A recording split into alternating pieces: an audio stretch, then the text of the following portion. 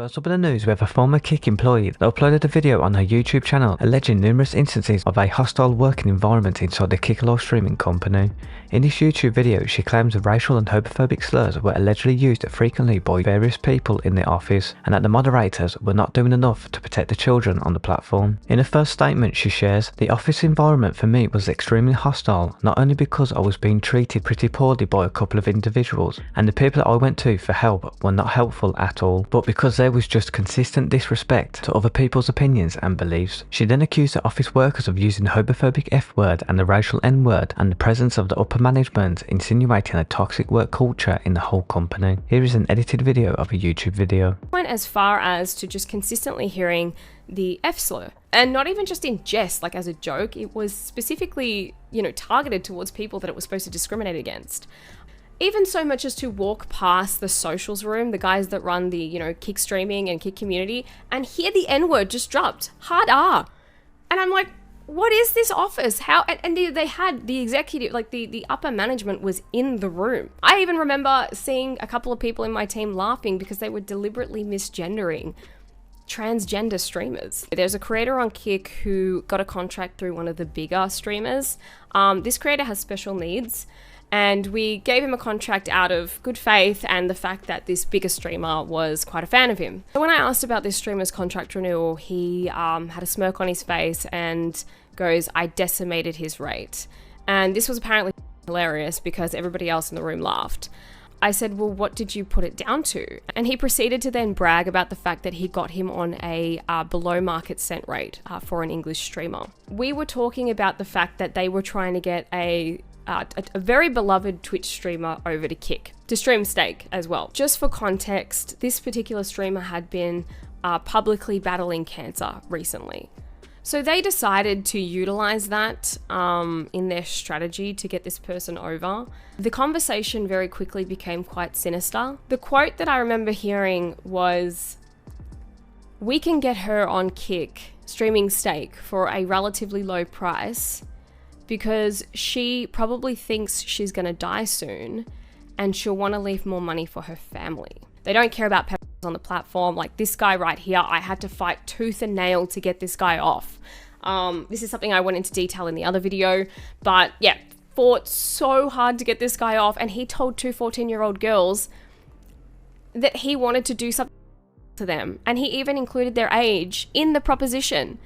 I mean, if you haven't seen the video, it's so heinous, it's so wrong, and the fact that everyone there could watch it almost with a grin on their face. There were staff members who were defending it, saying that it was a joke. That was actually one of the first times I was like, I have to walk away. If this guy stays on the platform, I have to go. Child endangerment, like having children on the platform. You already have pedophiles on the platform. Are you just trying to appease them? Like, what's the point?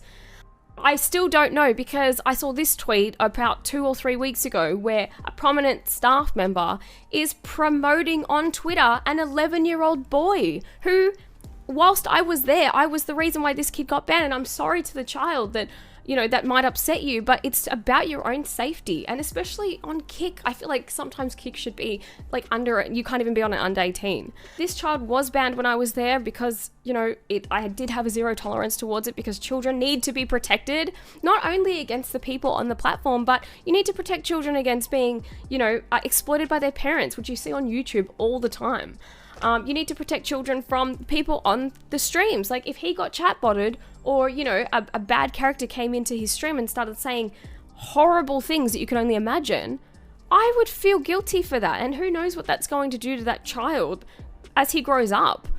On June the 12th, before her YouTube video exposing Kik, she shared that she quit Kik in the following tweet, and she shared screenshots of her email, with Eddie from Kik responding to her tweet and Melissa firing back at Eddie's response. "Mel, I am sorry I didn't get to know you better during your tenure. It's sad to see you leave on bad terms. I wish that further working flexibility could have potentially been organised for you, but consistent department and broader company policy is also important to us, as we aim to hold everyone to the same standard of work. I'm sorry if this was badly communicated by any layer of management.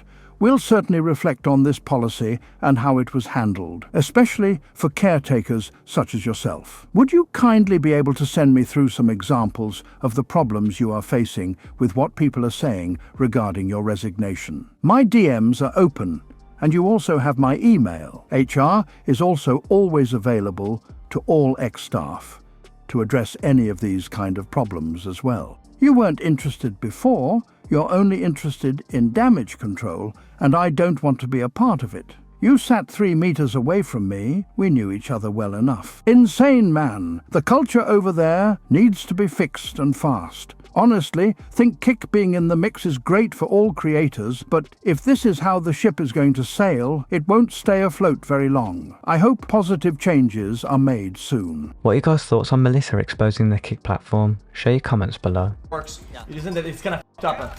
Even if that were true, and you heard somebody you overheard that, like, if you're not doing anything about it, and then they have it, like, why would you come out of the woodworks and say that?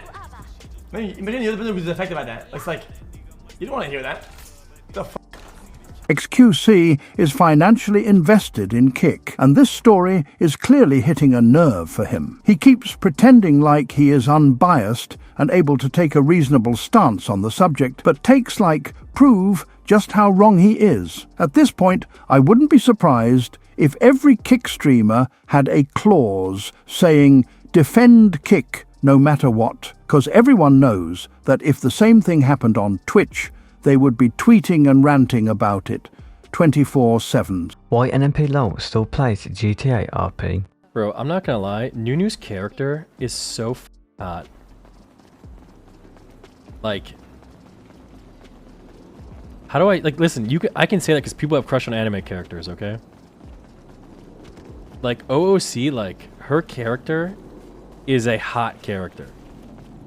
Like, look at that. Look at, like, the skinny waist, like, the ass, you know? It's gonna be completely new for you, by the way. Like, you're not even gonna... Squeaks activated the alarm. Ah! Stop!